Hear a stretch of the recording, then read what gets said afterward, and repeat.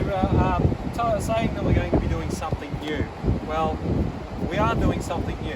What we've done is we've found ourselves a 1995 Mitsubishi Delica van. This is four-wheel drive, high-low range Pajero on steroids.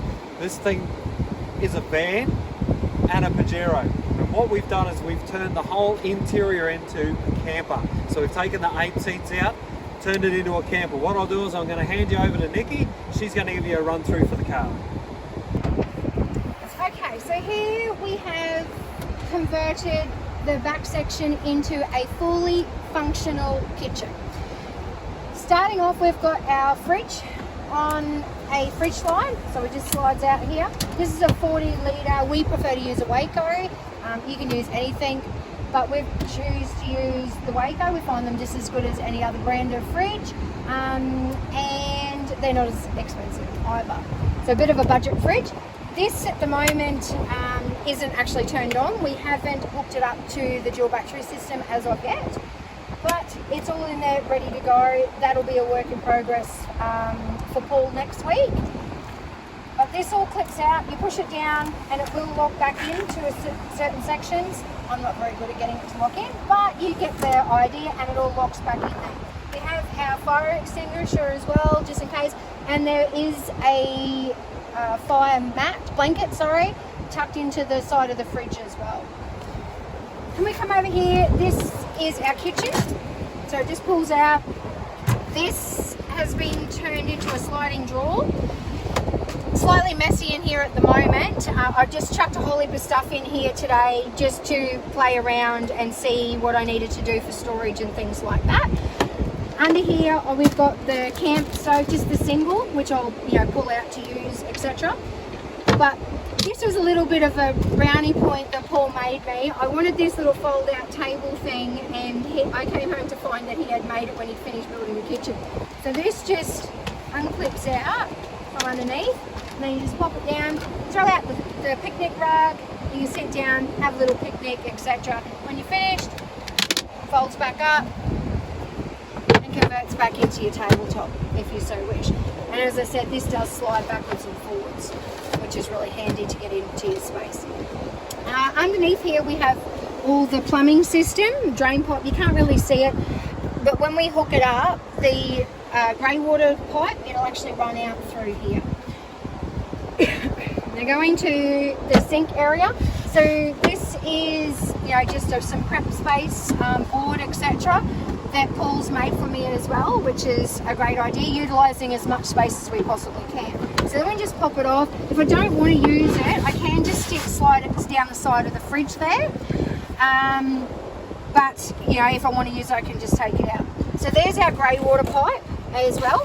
So that just pops out. You hook it in, as I said, underneath there before, and when you finish with it, we just store it in there.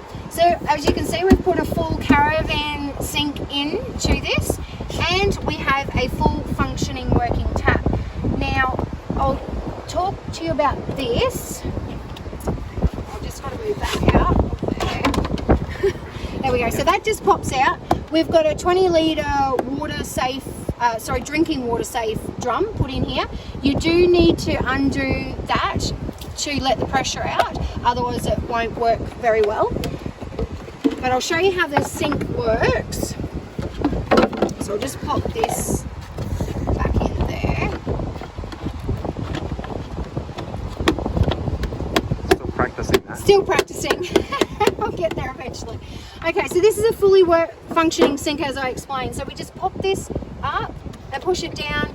It's just all works on a pump function. Around the road. Okay, so that's how that works. And then when I don't want to use the sink or anything anymore, put the grey water hose back in, and then I can put that back up on top.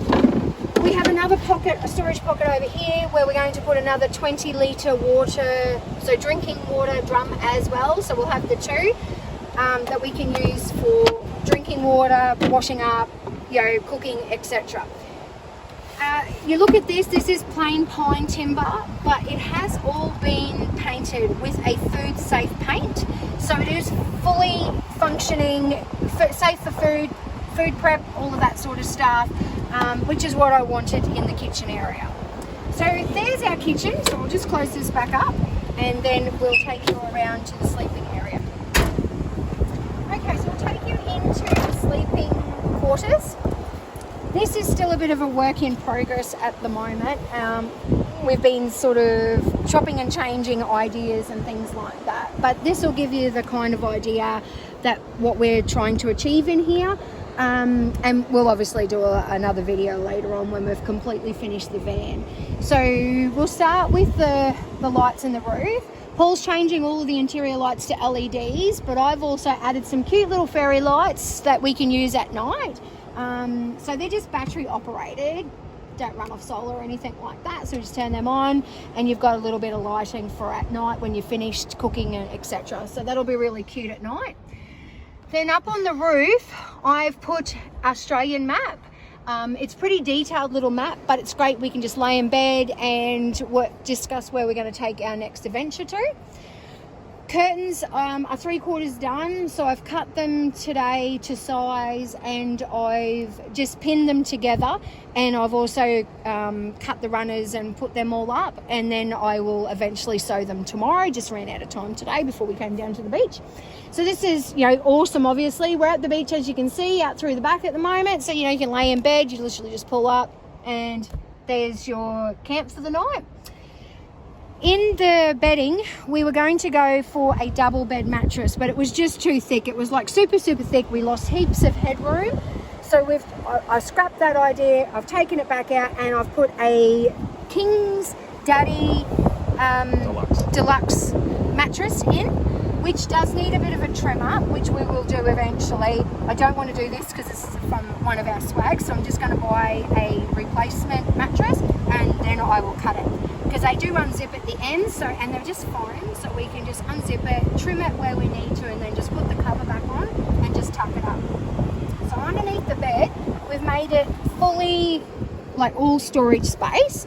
In here, these are just little pockets everywhere, so they just pop out for storage for whatever you want to use in there, so clothing bags, all of that sort of stuff. Because it's all fairly freshly painted, it's still a little bit tight at the moment. All of this side here is all storage pockets, goes right through underneath, as you can see right down in underneath there. This one here is access to the back plumbing area in case we have any issues with our plumbing. Touch wood, everything's all good, it's not leaking at the moment, so that's just over the top of the wheel arch, so we just pop that back in there. Okay, then under here, this all lifts up as well if you want to, or you can just slide it out. So this is our portable toilet, so this will stay in here permanently, so we can go completely off grid and we'll have the toilet and everything with us. We've also got our double burner cooktop as well. I don't always use it, but it's very handy to have, so I've put that in this storage section, and we'll put our our fold up chairs and things like that in there. And we've also got our sand flag. You can see we've still got the carpet in here at the moment. I do eventually want to get rid of the carpet and change it to a complete vinyl flooring, but that will be probably later on, that little effort.